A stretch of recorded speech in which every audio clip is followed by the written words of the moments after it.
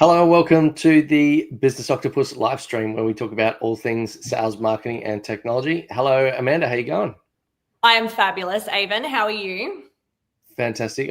Well, I think we've both got some interesting new backgrounds. I like your little lighting piece. I think yours is more styled. Mine is more like just make it less crap and make it a little bit interesting, I guess.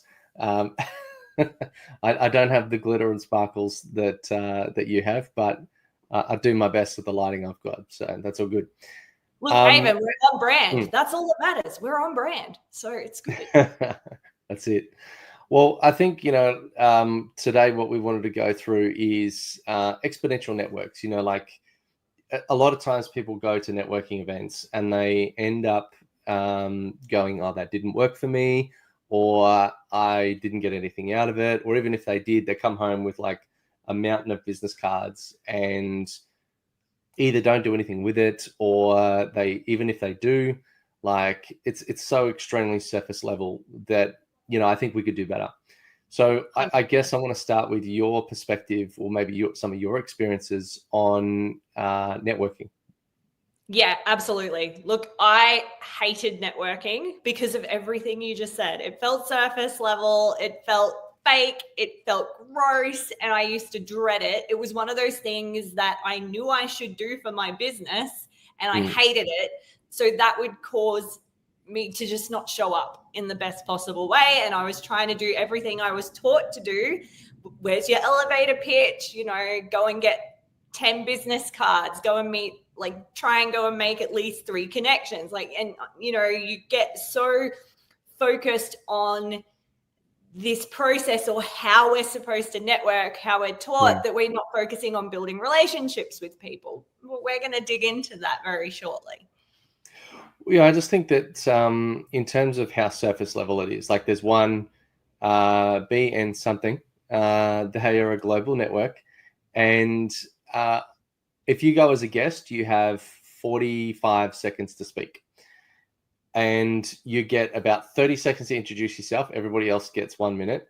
And at the end, they literally ask you, what did you think about it? And of course, you sort of feel compelled to say, I thought it was this.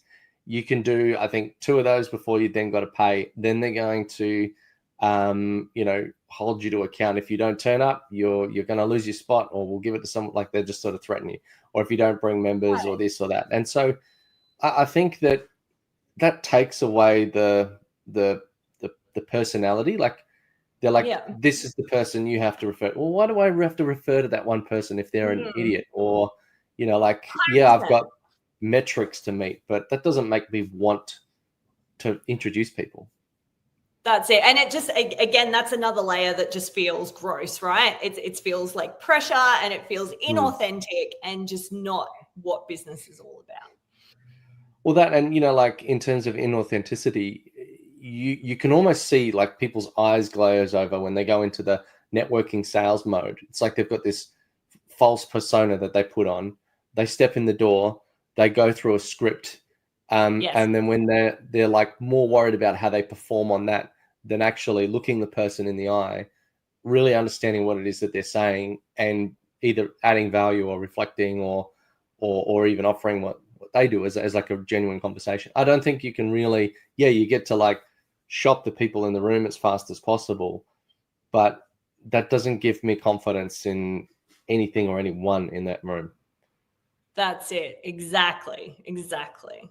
Probably feels more like an answering machine than anything else. Like, when you're like, if I call you and you go, hi, it's Amanda, leave a message, I'm not here right now. Or even the ones where people try to fake it, or they say like, hey, how you going? And then pause.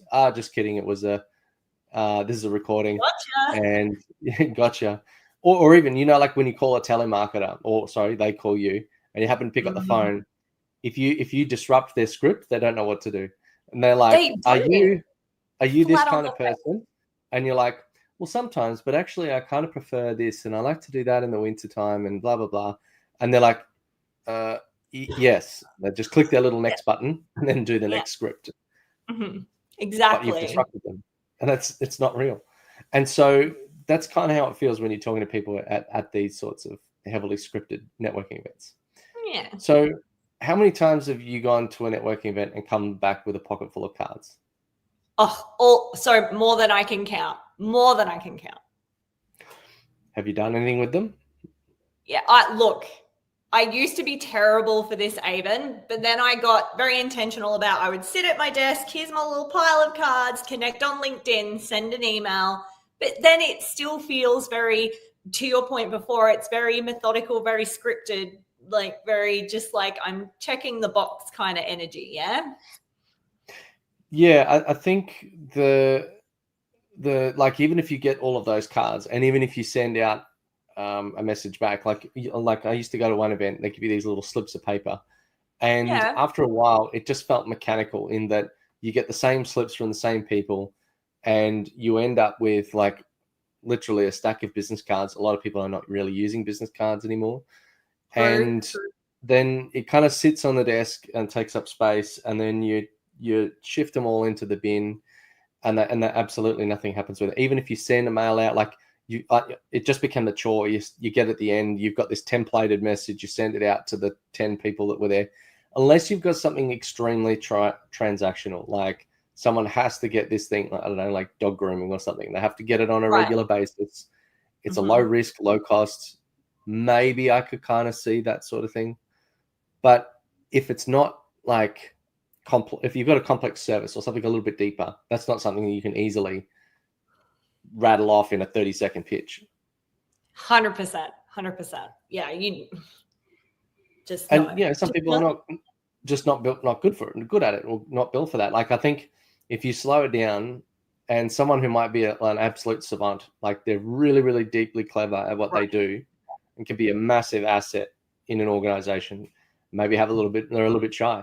But if you give someone the space to talk as a human level, and then you know who they are, and like, let's just say I go really deep on understanding one person, and I Mm-hmm. get past the persona, and I get past the Yeah. anxiety or any other levels, and I truly understand the value that they bring, and then I have that deeper connection. But then I can communicate that with you, for example, and say, Mm-hmm. look, this person, and it may not come up instantly, but you need to talk to them about that. And that's where we can find value that otherwise would just get totally missed. Because if someone didn't pitch right that day, no one will discover it. If someone didn't, do their little script the way they thought they were going to, or it didn't sound as good as they thought it was going to be, people are just going to overlook them. And then, people walk away very frustrated. Not saying we can help everybody, but if you can come to the party, then we can do something much bigger. 100%. And back to your point about really understanding someone else's business and how they help people. If you understand my business and I understand your business on that level, like past the anxiety and past the stress and the pitch, then you've got this other person that's advocating for you out in the wild. So if, like you like to say, if you hear someone saying, I've got this particular issue at a barbecue on Sunday, Avon's like, you need to speak to Amanda. Amanda says, you need to speak to Avon, right? Yeah. Yeah. But, like, I think no one gets past that superficial level, because the game is rigged. It's designed that everybody gives their pitch, and so no one gets past level one. And so everybody's just waiting for their turn to speak. All right, it's a dance, right? You've done your pitch, I've done my pitch. Who do you know? Who do I know? And like, even that there's no time to actually build a deeper understanding or a level of trust. It's guesswork, right? Really, if you're trying to make those connections at that first level. Yeah. And if you build trust by proxy, maybe that's someone that you've established a rapport with over a period of time. And if I know you and I trust your networks and your judgment, then I can get to trust much faster. I think, one thing we've been trying to do a lot more is rapid values alignment. And the faster you get to that, then it doesn't matter necessarily what you do. You just know it's the right person. And how do you do that, Avon? How would you tackle that? Like, seeing that you're on the same page from a values perspective. Well, first of all, listen. Second of all, like, I think it helps to be a little bit vulnerable. Go to the bone on what you're about and what they're about. And the Yeah. faster you can get through that, get past those like first level pitches seem to more push an agenda than rather allow you to discover. So I think it really kind of muddies the water of what you're truly trying to achieve. So I guess, one way to create exponential nature in your network is to have a network of people who are super connected, or like a network of really solid networkers. If I know one person who knows 100 people, that's much better than me going door to door 100 times to find one person. Exactly. It's so much easier to get that scale. Or if I have 100 people who are super connectors, then I have access to an infinite number of people, just about. So just keeps going, right? Well, like particularly if you build that in sort of like a network that has some depth. So I know someone who knows 50 people, who then can build their networking team, if you will, and then they have each 50 people. They might have 4 or 5 front runners that they work with, and then those people down the chain, like you kind of got to diagram this out, but you can really, it's almost like exponential cell growth. If you look at, a cell divides into 2, 4, 16, etc., and it just grows out from there. So I think, knowing the networks of other people, and there's a way to do that scales, teaming up with others to achieve the network at scale. So like I know 50 people, 50 people, but combined we know 100 people. And we could probably connect people with each other and then build someone in that second tier level to be super connectors as well, who could then access another 50. So now combined, we have 150 each. And if you communicate about that, you can then go, this is what I need. Can you help me find this type of person? And I think people tend to be very single dimensional. They're like, I need someone who's going to buy from me. Maybe not. Maybe they need someone who's going to introduce you to people who are going to buy from you. Or they need someone who's going to get you into a new supplier relationship that's more beneficial, or going to help you expand to another country, or you reduce your risk in a particular area, or add a complementary layer to something else. So in terms of achieving leverage through other people, there's a concept of Dunbar's number. So Dunbar's number is it's like a mathematical formula. If you look it up, there's research papers, and it's basically around the social context of humans, is that you can really only remember about 150 people at any one time. So yes, you will have more than that you've met in your lifetime, but you can only be consciously aware of about 150 people at any one time. Now that's kind of like a frame. So people will move into and out of that as people become more relevant in your life, more frequently in touch with you. And then they might drift out and then drift back in. But you're always going to push someone out. And this is a rough number. It's not an exact. But if you say 150 people, a third of that is probably friends, family, close connections. A third of that is probably, the people that you pass every day. That's just part of, life. Getting on the bus, you see the same person 300 times a year. And then you've got this other set, which is your broader network. And so if you're limited, then why not pool your resources with somebody else who knows they're also limited, and then use that to create the leverage that you otherwise couldn't have? Obviously, social media helps a lot, but how many people on your social media account would jump out and save you from a bus that's coming? Exactly. Yes. Not saying your network has to do that, but like the intent level is 0.0001%, as opposed to someone in your network, maybe the intent level is only 3%, but it's significantly higher. Exactly, which is important. Yes. I'd jump in front of a bus to pull you out of the way or something. Oh, thank you. Right back at you, Avid. So there we go. Got you. All right. So what do we do instead? What are some things that you would do? I think biggest thing is you touched on, people, we go in and we're so intent. I've got to get that pitch right. I've got to nail my part. How about instead we go in and we be curious about other people? Listen. You said this before as well. Listen to listen to understand, not listen to speak. So get really curious. Ask people about their business. Ask them what they're working on. Who's your ideal client? Who's your ideal strategic connection? So go a layer deeper. I had a really amazing conversation with one of our community members earlier this morning who's based in the US.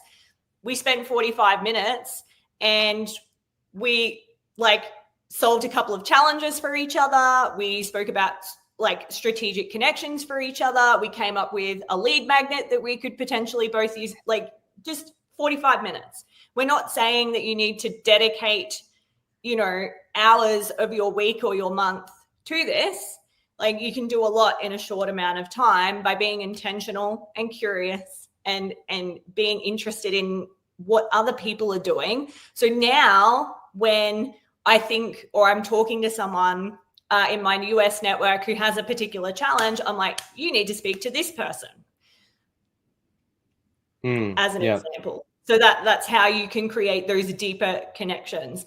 So, or if you're, same thing applies, if you're out networking, be curious about the other person instead of waiting to pitch. So understand them, ask them what they do. And instead of going, okay, I need to go and get 20 business cards, you might go into that networking event depending on the length of it. And you're like, okay, I'm going to make one connection. Preview who's going to be in the room ahead of time. The best networking events will tell you who's going to be in the room, and go and find that person that you want to speak to. Maybe you'll have a couple of other side conversations, but be intentional about it instead of just this scatterbrain approach is really, really powerful. Well, yeah, I think, there's a difference between a sheet of ice and an iceberg. So an iceberg has a lot of depth, whereas a sheet of ice, it covers a wide area, but it only goes very, very surface level. And I think that's a way to compare the two. So you don't have a lot of breadth when you go much deeper, but there's a lot more, I guess, power in a big iceberg as opposed to a sheet of ice, which, that you've got icebreakers that go across the ship and they break it apart. So whilst an icebreaker, I don't know, we're mixing analogies here, but icebreaker is supposed to be a way to get into a conversation. You don't want to just do that. You only just get past that, and then, well, there we go, we're frozen over again. So it's not good. All right. Well, I think that we've covered a lot of good stuff here, and in terms of being intentional and listening first, I tend to have a concept of look at people's feet. I look at people. That's a metaphor. And it means mostly, what direction are they going? Yeah, are they actually doing what they say? Are they sticking around in the conversation? Are they also just going to be fleeting in your life and then disappear and do something else?